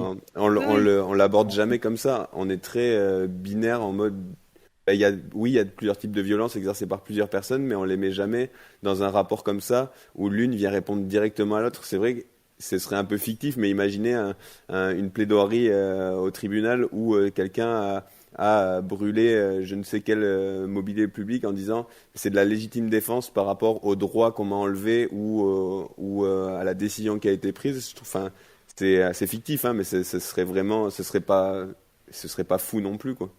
Ouais, et non, et moi, quand on parle de ça, je pense à une vidéo que j'avais vue c'est une des vidéos sur Internet qui m'a le plus marqué, je crois, de tout ce que j'avais pu regarder comme piece of media et tout. Et là, c'était pas en France, c'était aux États-Unis, c'était vers les protestes, les manifestations qu'il y avait eu autour de la mort de George Floyd, etc. Et c'était donc il y avait eu pareil, grande dégradation matérielle, beaucoup d'altercations physiques, etc. Et il y avait une interview d'une femme noire qui était complètement révoltée à l'écran, et c'est-à-dire qui parlait vraiment avec beaucoup de sincérité, beaucoup de colère et beaucoup de c'était très percutant comment elle parlait, et elle disait sa théorie c'était de dire qu'en fait au fil des années là les violences racistes étaient telles que on en était arrivé à une rupture du contrat social entre la communauté noire et l'État américain.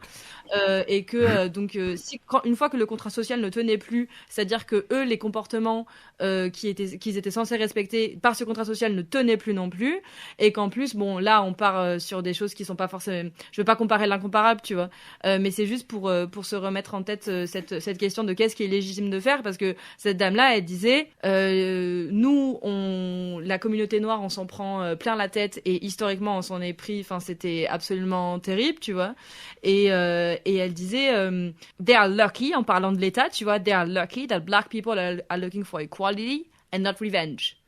Et j'étais là,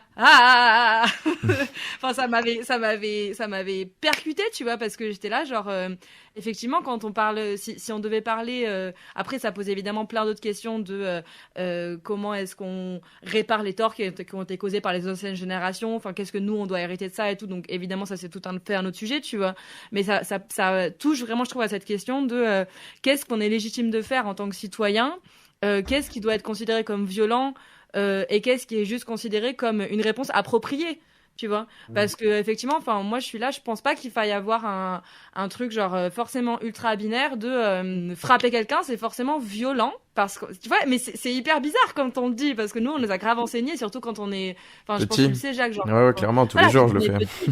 Ben oui, bien sûr, mais moi aussi, enfin je travaille dans une école et tout, on est là, la violence physique c'est jamais une solution et tout, genre la violence. Et on comprend bien pourquoi on instaure ces principes, mais en tant qu'adulte, c'est vrai qu'il y a des situations où tu peux te dire, par exemple, tu vois, typiquement, genre, t'es victime d'une agression, on va pas considérer que c'est violent parce que t'as laté ton agresseur dans les couilles. Enfin, tu vois, genre, personne se pose la question de savoir si c'est violent ou pas. Non, tu t'es défendu, personne va t'accuser d'avoir été violente, tu vois. Et la question se pose vraiment. Après, genre, là, on est sur des échelles très grosses, des échelles de société, des problèmes, genre, qui sont extrêmement graves dans la vie des gens, et on peut se demander finalement est-ce que de la dégradation matérielle et des blessures physiques de la part de le citoyen par rapport à ce que fait l'État, est-ce que c'est violent? Oui, surtout la dégradation matérielle, c'est les grands débats et c'est ce qui est mis en premier plan, mais c'est aussi surtout des récupérations médiatiques et politiques qui font leur jeu, mais oui. Pour faire du coup un peu l'avocat du diable, comme j'avais dit en début de truc, vous êtes un peu entre guillemets, en train de vous poser la question de, tant pis si il y a entre guillemets recours à la force, vu que justement le but c'est de assurer une justice sociale, si j'ai bien compris. Enfin, en tout cas, rétablir quelque chose avec un objectif qui est quand même la paix et une égalité des droits. Par rapport à ça, alors je l'ai cité en tout début, donc je vais le dire. Je m'oppose à la violence parce qu'elle semble produire le bien qui en résulte n'est que transitoire, tandis que le mal produit est permanent. Et vis-à-vis de ça, du coup, Gandhi. Et surtout, ça risque de rétablir un bien entre guillemets éphémère, et que au final il y aura forcément un espèce de karma, un retour du bâton qui risque d'être là. Je sais pas si t'allais aussi parler de ça, mais Ouais, moi je suis vraiment pour tout ce qui est liberté d'expression, mais justement la liberté d'expression doit être protégée face à toute cette violence. Il y a un film qui s'appelle Athéna, je sais pas si vous l'avez déjà vu, qui montre énormément, je l'aime pas ce film déjà de base, mais il montre énormément la violence et ce que ça en découle, quoi. Et ouais, je sais pas, moi je suis contre la violence. Après, c'est sûr que des fois, comme dans Les Misérables, le film Les Misérables, qui lui est un bon film par contre, on a du mal à se positionner d'un côté ou de l'autre, quoi. Ouais, mais surtout dans celui-là. Donc toi, ce que tu dis, c'est que par exemple, n'importe quelle forme de violence, de violence physique, là, si je comprends bien, n'est pas justifiable, même si en face il y a une violence, il y a une autre forme de violence. Ouais, je sais pas.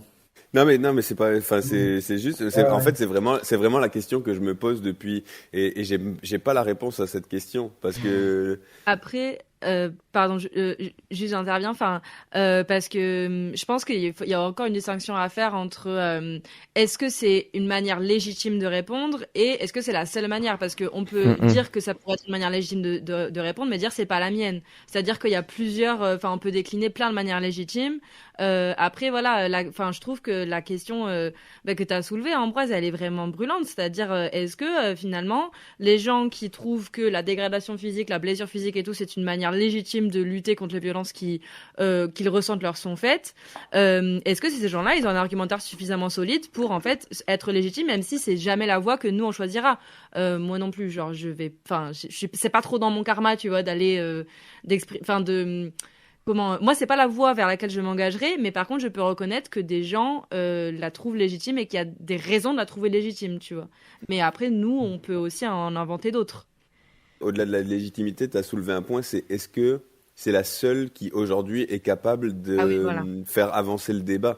Alors c'est que on a l'impression, là on prend l'exemple des retraites, mais il y a eu d'autres exemples dans le passé. Est-ce que aujourd'hui, quand on voit un mouvement qui est plus que soutenu par une majorité des Français, quand on voit une mobilisation qui est record de fois en fois, quand on voit tout ce qui est mis en place dans la pacificité et qu'il y a une absence de réaction, une absence de prise de décision, un mépris et une condescendance, est-ce que, en fait, c'est la question, c'est au-delà de est-ce que c'est justifié, c'est est-ce que c'est la seule option ou est-ce qu'il y en a d'autres aujourd'hui? Et en fait, c'est ça qui fait que il y a des gens, et je le comprends complètement, qui seront toujours contre la violence physique, toujours, et je le comprends. Et en premier lieu, c'est ce que je disais au début, c'est moi ce que j'aurais eu tendance à défendre. Mais d'un autre côté, est-ce qu'il y a d'autres options? Et s'il n'y a pas d'autres options, est-ce que ça devient pas tolérable de par le fait que c'est les seules choses qui puissent faire avancer les choses? Surtout pour... alors là, pour le coup, peut-être que ça va être un peu trop dans le jugement, mais surtout pour certaines classes sociales qui, au final, ne sentent plus aucune solution à portée de main que celle-ci, au final. Parce que certaines classes sociales, justement, ont vécu dans des précarités, dans des violences, au final, constantes, et même pour d'autres classes sociales qui sont beaucoup plus aisées ou autres, qui se disent mais attendez, mais là on fait ceci, au final ils trouvent un moyen de détourner le truc, ils nous mettent un 49 alinéa 3, tu te dis mais du coup quel est notre pouvoir en tant que peuple? Tu as l'impression de devoir te référer au final à ça. Bon on va prendre les fourches et et on va aller mettre le feu à l'ancienne, quoi, comme au Moyen-Âge. Donc pour moi le jeu il en vaut pas la chandelle parce que même il y a des personnes que je connais qui vont plus aux manifestations parce qu'elles ont peur de se prendre un tir de je ne sais quoi. Et pour moi c'est un gros risque aussi, c'est que il y ait de moins en moins d'engagement dans les manifestations. Ah, C'est un vrai débat, le fait que le désintérêt et la baisse du soutien populaire de par la violence du mouvement, mais encore une fois, c'est la balance entre est-ce qu'il en faut moins des plus radicaux ou est-ce qu'il en faut plus des plus pacifiques? Qu'est-ce qui fera le plus avancer le débat? Comme je te dis, moi, j'ai aucune réponse à ces questions, mais je trouve que là, et moi, ce que je trouve marquant dans dans cet exemple des retraites, c'est que là, oui, certes, on parle d'une tendance politique et d'une tendance d'opinion, mais on voit que ça rassemble aussi, on le voit, il y a des gens qui ont des opinions très diverses qui se réunissent derrière une même demande qui est un recul de cette réforme en particulier. Et tu vois que là, en fait, c'est pas qu'un seul type de personne, une seule frange de la population qui demande quelque chose. C'est de plusieurs orientations politiques, de plusieurs milieux sociaux différents. Et aujourd'hui, là, on parle pas politique de est-ce que c'est juste, est-ce que c'est pas juste. On parle de est-ce que le seul moyen de faire avancer le débat quand il n'y a plus rien qui marche, la violence peut être une réponse. Et là, je pense que ça passe aussi par un examen rigoureux de tous les outils républicains démocratiques qu'on peut avoir à notre disposition et qu'on connaît pas forcément. Genre, par exemple, je sais pas, moi j'ai mis vachement de longtemps avant d'apprendre que c'était possible d'avoir un référendum d'initiative populaire. Genre, tu vois, où si suffisamment de monde se mettent d'accord, on peut faire en sorte qu'il y ait un référendum qui se passe, tu vois. Et là, je pense que ça vient aussi d'une mauvaise connaissance qui est pas du tout, je pense, liée aux individus. enfin, je sais pas trop où est-ce qu'on pourrait comment est-ce qu'on pourrait l'expliquer cette méconnaissance, mais des institutions, tu vois, et de comment est-ce que notre régime est fait, parce qu'après c'est un régime complexe aussi, mais je sais qu'il y a enfin, je pense il doit sûrement aussi y avoir des outils qu'on connaît pas. Sur comment est-ce qu'on peut s'engager, et du coup c'est vrai qu'en fait ça demande vachement de créativité, parce que même donc il y a cette réponse qui est dans les rues, qui est vraiment, on va dire, en fait, j'ai envie de dire un peu spectaculaire, parce que c'est ça aussi, genre, l'idée, c'est de marquer les esprits, c'est d'avoir des images chocs, c'est d'avoir des images fortes, enfin, c'est que les journaux puissent s'en saisir, enfin, tu vois, il y a tout ça Ben, pour que le message circule. Alors si que on veut après, parler, pardon, excuse-moi, genre, on- alors que après, il peut y avoir d'autres manières qui sont peut-être moins visibles. Genre voilà, le référendum de décision du populaire et tout, mais qui pourrait aussi peut-être enfin faire avancer les choses, tu vois. mais ouais, mais moi ça me fait réagir sur ce que tu dis sur la créativité, c'est tout ça. Et par exemple, pour te donner un exemple, Mathieu, de choses qui peuvent être moins violentes envers les personnes et moins Mm. mettre en relief, par exemple, on sort de la politique et on parle du climat.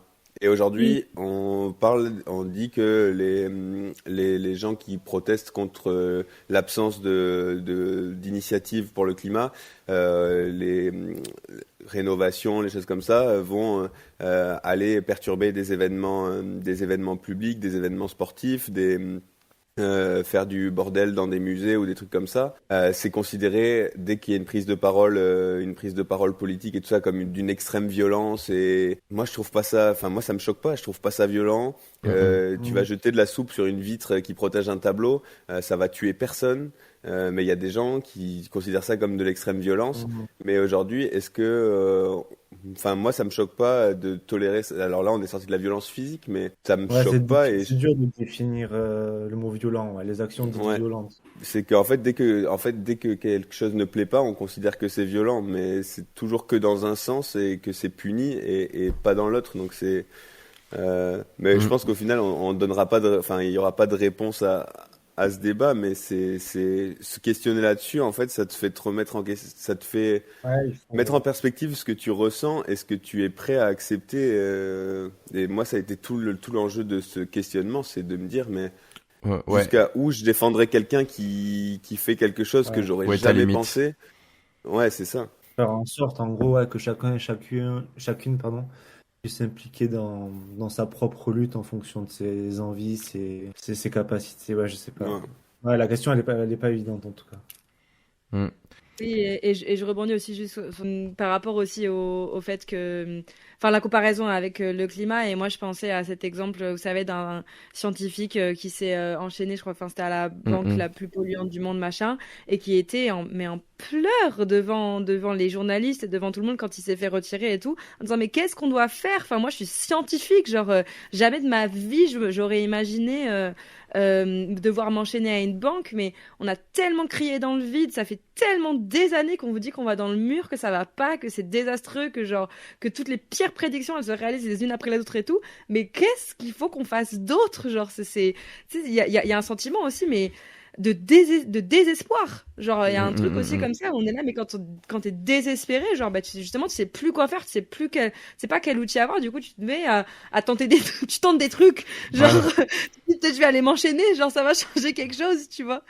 Mais c'est dur comme sentiment, je trouve, à witness, enfin, duquel être témoin, tu vois. Mm, mm, mm, mm. Mais tu vois, Mathieu, moi, je suis de base complètement d'accord avec toi. Et en fait, ce qui fait évoluer le truc, c'est que le premier mouvement de contestation aurait été violent. Jamais j'aurais dit, bah, la violence, c'est bien, ou la violence, je la tolère, ou la violence, je la défends. Mais quand Mm.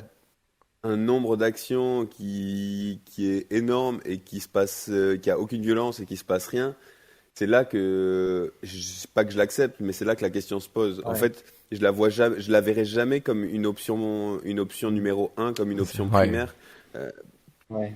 mais par contre, c'est comme presque un dernier recours, tu vois. Genre, C'est Ouais, l'ultimatum un en peu. fait, en fait, c'est le 49 alinéa 3 du peuple, quoi.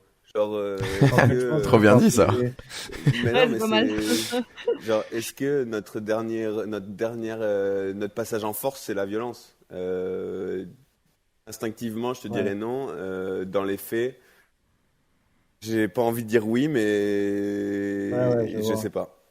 Et pour conclure, comme un enfant, il faut, enfin, je sais pas, ça serait en gros arriver à différencier les gentils méchants et les gentils casseurs et les méchants casseurs, quoi. Ouais, bah ça C'est aussi. C'est comme les bons chasseurs et les mauvais chasseurs ou pas, du coup?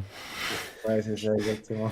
Non, mais je vois ce que tu veux dire. Mais après, en fait, ça aussi, c'est comme tout. En fait, dans les manifs, il y a des mecs, ils sont pas du tout là. Ils savent même peut-être pas pourquoi on manifeste. Et, Par conviction. ils sont là, et ils font, oh là là, je kiffe Pakistan. défoncer des trucs. Je kiffe mettre le feu à des choses. Je suis pyromane, j'y vais, let's go, tu vois. Effectivement, enfin, on parlait évidemment pas de ça aujourd'hui.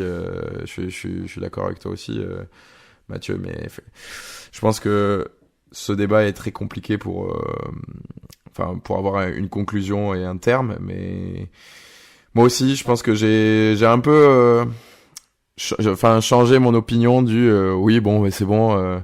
Il y a 50 000 autres réponses avant la violence. Ben oui, enfin. Oui, il y en a J'ai- 50 000 avant. J'ai l'impression quand même qu'on les a presque quasi toutes abordées, utilisées et que ça n'a rien donné. Donc effectivement, au bout d'un moment, bon, ben, ah, Ouais, c'est ça. c'est Mais sans pour autant avoir envie de se salir les mains. oui, ah bah, attends, C'est ça, c'est que moi je passerai jamais ce cap, tu vois. Genre, je fais la grande gueule et tout ça, mais je passerai jamais ce cap d'aller foutre la merde, du moins pour l'instant. Mais t'étais habillé tout en noir jeudi dernier, mec, fais gaffe. Gang, il vient de faire une blague visuelle. Désolé. visuel. Désolé pour l'audio. Ok, bon, mais enfin, sauf si quelqu'un veut rajouter un truc, mais je pense qu'on a fait le tour de la question et qu'on a pu chacun donner notre point de vue vis-à-vis de tout ça. Ben merci. En tout cas, ce sujet était vraiment, enfin, le premier aussi, mais cette actu était vraiment très intéressante. Ça faisait longtemps en plus que je voulais parler des manifestations, mais là, du coup, à travers le prisme plutôt des violences, donc c'était vraiment trop cool. Ce que je vous propose, c'est qu'on passe au coup de cœur et aux tips. Comme je vous ai dit, si jamais vous en avez pas, c'est pas très très grave. Et moi, du coup, je vais en proposer, je vais proposer des recos de vous-même carrément. Du coup, on en a pas mal parlé. C'était philosophe à vie. J'allais dire que sur Instagram, mais du coup, oui, il y a YouTube, TikTok, même sur Facebook au final. Pour les gens qui vont encore sur Facebook. Oui. Ok, boomer. C'était pour tes darons. En vrai, je dis ça, je les ai vus sur Facebook tes vidéos au tout début, donc. Ben voilà. Donc philosophe à vie pour Gabi qui moi en plus c'est mon côté un peu geek du collège et lycée, mais les vidéos où ça relie Naruto et les aspects philosophiques de Naruto, mais ça c'est direct dans mes veines, donc je le conseille de ouf. Et voilà, après j'en dis pas plus parce qu'on en a déjà bien parlé et que je préfère aussi que les gens aillent se faire leur idée par rapport à tout ça. Et ensuite, math.ilu sur Insta. Si jamais vous avez besoin de petites illustrations pour un anniversaire, pour tous les jours fériés aussi, apparemment. Ouais, c'est ça. Et math.identity. De toute façon, si jamais vous avez un problème par rapport à l'orthographe, tout est en description du podcast pour ceux qui sont intéressés. Là, j'ai mis Instagram, mais est-ce que t'es sur d'autres réseaux sociaux? Sur Malte aussi, pour les recherches de freelance, et Ok. non, ce sera tout. Bien, Ok, c'est ok. cool. Et du coup, bon, je pense que tu t'en fous, mais si vous voulez aller mettre des coups d'eau à Ambroise, ça se passe sur Strava. Et c'est averco.s aussi ou pas sur Non, c'est Ambroise Vercouter. Ah merde. Bon après, si vous voulez juste aller voir le physique d'Ambroise sur Insta, c'est averco.s du coup. Donc voilà, ça c'était mes trois recos par rapport à vous. Vu qu'on parlait des passions, je trouvais ça intéressant de vous mettre en avant. Est-ce que quelqu'un a une reco à proposer? C'est pas une reco, mais dans les prépas là que je nous avais proposé, Mhm. je pensais que c'était des petits tips de vie aussi en Ouais. général. Ah oui, clairement, ça fait partie du truc. Parce que je l'ai en face de moi, en fait, c'est un éplucheur de pommes. Tu peux mettre des poires dedans aussi. Et ça, mais c'est incroyable. Je sais pas, moi, je savais pas que ça existait. Je l'ai découvert récemment. Avec La marque que j'ai, moi, là, l'emporte-pièce rond pour enlever le tronc? ouais, c'est Beaumalu et en fait tu tournes comme ça là et ça enlève ouais, le tronc exactement et ça enlève, ça épluche la pomme et Ça me fait penser au compte Insta du gars qui fait que des inventions inutiles, là. Alors, je dis pas que c'est inutile, mais ça me fait Tu viens beaucoup, de tuer Saroko. ça me fait beaucoup, non, mais ça me fait penser, non, mais en fait, justement, ce compte-là est trop marrant parce que il fait que des trucs soi-disant inutiles, mais il y a plein de trucs que je rêve à voir qu'il invente. Et clairement, ça me tue parce que ça en fait clairement partie. Là, tu tournes ta petite pomme. Et puis, j'imagine que ça doit être ultra satisfaisant, Mathieu. mais, visuellement c'est Ah ouais, incroyable. ok, non, ouais, Je j'en sais étais sûr. le couper pour faire des tartes aux pommes et tout aussi, c'est ouf. Ça Tu mérite m'étonnes. vraiment d'être plus connu. C'est, Comme le rappeur Maido, ah, bah vas-y, en vrai. Je te le mets petite reco. en, Petite reco. tu l'écris comment, mec? Maydo, c'est un rappeur bordelais. Ok. Ah, Oh, merci. c'est beau, c'est beau. Venant d'un Toulousain, bravo. C'est belle preuve Voilà, d'abnégation. Ok, ok, voilà, c'est éplucheur de pommes. ok. Ça Maïdo? permet aussi de faire passer le message de faites attention à l'environnement, à la nature. C'est Putain, important. c'est beau, mec. Moi, j'avais pensé à plein de trucs, mais en fait, en t'entendant parler de comment est-ce que t'as grandi avec et tout, et puis même, enfin bon, je vais me faire aussi l'autopromo, mais j'aurais envie de dire, relisez Naruto. Ou lisez Naruto. Genre, en mode. Parce que par exemple, moi, avant que je m'y remette parce que je voulais le travailler avec Philosophie à vie, j'avais jamais lu la saga en entier, tu vois. Hum, hum. J'étais à la moitié, un truc comme ça, mais vu que quand je grandissais, les tomes ils sortaient encore, et à un moment j'avais perdu patience et j'avais arrêté de lire parce que j'avais la flemme d'entendre que les tomes sortent, tu vois. Mais en vrai, en fait, c'est une saga qui, quand elle est poussée à la fin, alors il y a tous les rôles féminins sont gâchés, donc genre, Ah, enfin, clairement. vous allez être frustrés avec les personnages féminins, genre ça c'est sûr. Mais après Naruto en tant que personnage, genre c'est vraiment un rayon de soleil, ce mec. C'est vraiment, enfin, on peut pas ne pas l'aimer ce personnage, tu vois. Et je trouve aussi qu'en vrai, il montre une masculinité qui est pour le coup super saine. Et je trouve que c'est super important d'avoir ce genre de modèle pour les jeunes garçons et tout. Et en plus, voilà, c'est en fait une saga qui a des partis pris philosophiques affichés qui sont assez flagrants et c'est assez impressionnant. Donc, parce que c'est une saga qui donne matière à réfléchir sur plein de choses. Donc, ma reco, ce serait, je l'ai un peu eu sur le moment parce que j'arrivais pas trop à décider sur ce que j'allais dire et tout. Mais en fait, je pense que je vais me mettre sur ça. Si vous n'avez jamais lu Naruto jusqu'à la fin, faites-vous ce plaisir, relisez Naruto et kiffez. Est-ce qu'Ambroise, t'as une roco où tu nous laisses pour cette fois Bah, et... moi, j'avais pensé à un truc et en plus, Mathieu en a parlé pendant le podcast. Donc, c'est un tips que j'applique dans ma vie et que j'ai commencé il y a peut-être, que j'ai toujours eu enfin non, que j'ai commencé il y a peut-être 2 ans, Mhm. 2 ou 3 ans, que j'avais avant naturellement, mais que c'était pas réfléchi. Mais c'est de, une fois par semaine, essayer de se lever tôt pour faire quelque chose avant sa journée de travail. Genre, c'est pas forcément du sport, parce que tu vois, Mathieu, là, c'est par exemple dessiner, mais c'est faire quelque chose avant la journée de travail. Mm. Ok, Et ouais. il y a plein de gens, moi je sais que c'est pas une difficulté pour moi de me lever tôt, mais je sais que pour plein de gens c'est une difficulté. Mais même ces gens-là, pour en avoir côtoyé de très près, qui font cet effort une fois de temps en temps, et ils se rendent compte que leur journée, même s'ils vont avoir un coup de barre dans la journée, même si le soir ils vont devoir aller se coucher plus tôt, rien que de faire l'effort une fois, de découvrir le matin et son... Alors il y en a plein qui vont dire, moi le matin je suis de mauvaise humeur, je suis pas parlable, tout ça, mais c'est pas faire quelque chose forcément en société, c'est faire quelque chose pour Mm. soi avant sa journée. Et Mm. vous verrez que commencer une journée après avoir fait quelque chose qui nous satisfait, ça met dans un trop bon état d'esprit. Ouf. Et c'est trop agréable de commencer une journée en n'ayant pas l'impression d'être dans le pâté et d'avoir déjà eu un accomplissement dans sa journée.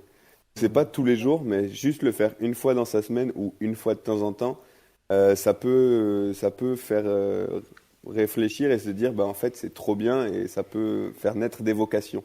Mm. Moi, j'aime trop l'idée de commencer sa journée avec quelque chose pour soi. En plus, ça peut juste, pas forcément se lever tôt, mais juste se lever genre 10 minutes, 20 minutes plus tôt.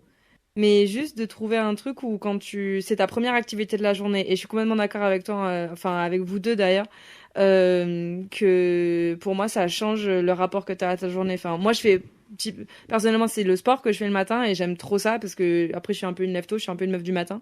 Mais il y a vraiment ce côté de, en fait, quelle que soit l'heure à laquelle vous commencez la journée, mais commencer la journée avec quelque chose qui est pour soi, moi aussi je trouve que ça a vachement de valeur. Ouais, ça peut être 10 minutes de lecture, 10 minutes de yoga, 10 N'importe minutes quoi. de se dire des trucs positifs au miroir. Mm. Ça me fait penser au truc d'Olivier Giroud, désolé. T'es le meilleur, mec. Solide, mon boug. Bon, parfait. Merci pour tout. Merci pour ces deux sujets qui étaient vraiment ouf. J'ai passé un moment ultra agréable. On peut se dire au revoir, sauf si vous avez un petit message à nos nous du futur à faire passer. Profite du moment présent et arrête de penser au passé, au futur. Sois là, quoi. Ok. Être en direct. Être now pour Mathieu. Nice. Moi, du coup, même s'il y a du court terme, moyen terme, long terme, c'est la première fois, je crois, que je fais un message pour la fin. Mais comme on a parlé des passions et tout, j'espère que les rêves de chacun pourront devenir du coup des objectifs et que à court terme, du coup, les objectifs. J'espère qu'à Copenhague, tu vas buter ton temps, mon ref, et que la prochaine fois que j'écouterai C'est ce ça. podcast, t'auras fait une perf de malade. Ouais, c'est ce que j'allais dire, c'est un peu égoïste et autocentré, mais là, c'est un message pour moi-même dans 5 ans, mais au final, C'est le but, mec. si je le réécoute dans 2 mois, ce sera pareil, mais j'espère que les sacrifices, comme on a pu en parler tout à l'heure, vont payer et que je pourrai être fier de ça plus tard et que je pourrai faire la fête comme un Mongolien cet été sans avoir à me préoccuper de la charge d'entraînement et tout ça. Ok, lourd. Et moi, c'était ouais, juste pour clore. Enfin, je sais pas, il y a aussi parce que justement, on a parlé de passion, on a parlé des objectifs et tout. Et du coup, moi, ce serait juste, je sais pas, reste focus. Mais rester focus, ça veut pas dire être dans la culpabilité. Ça veut pas dire être dans ah, j'ai pas réussi à faire ça, j'ai pas réussi à faire truc et tout. Si t'as pas réussi à faire un truc, tu sais pourquoi t'as pas réussi, parce qu'il y a eu tel truc, parce que c'était pas les bonnes circonstances et tout machin. Reste focus, continue et confiance. Garde l'entourage que t'as et tout. Et juste, pour moi, il y a vraiment un truc de trust the process, tu vois. Genre, Joel doucement, Embiid. tranquillement. Comment? Joel Embiid, c'est son credo. C'est un joueur de basket. Ouais. Ben, voilà. Mais attends, mais il joue où? Il joue à En France? Philadelphie. Non, c'est le débat actuel. Parce qu'il est en train de demander la nationalité et on va voir s'il joue avec nous pour l'équipe de France. Mais Ça me dit un mais truc. c'est Ok. actuellement le mec qui marche sur la NBA. Il est trop fort, franchement. Ok. Ben voilà, ben credo de Joel. Comment il s'appelle? Joel Embiid? Joel Embiid, ouais, Joel Embiid, ben trust the process. carrément. Ok, mortel. Merci à tous et puis on se fait des bisous et puis Merci à toi. à bientôt, j'espère. C'était trop cool. Merci Merci beaucoup, beaucoup, Jacques, Jacques. pour l'invitation. Et puis Merci. enchanté, Ambroise et Mathieu, c'était un plaisir. Yes, de même. Ouais, vraiment pareil. Tout Ciao. pareil, merci beaucoup. Bisous, Ciao. bisous.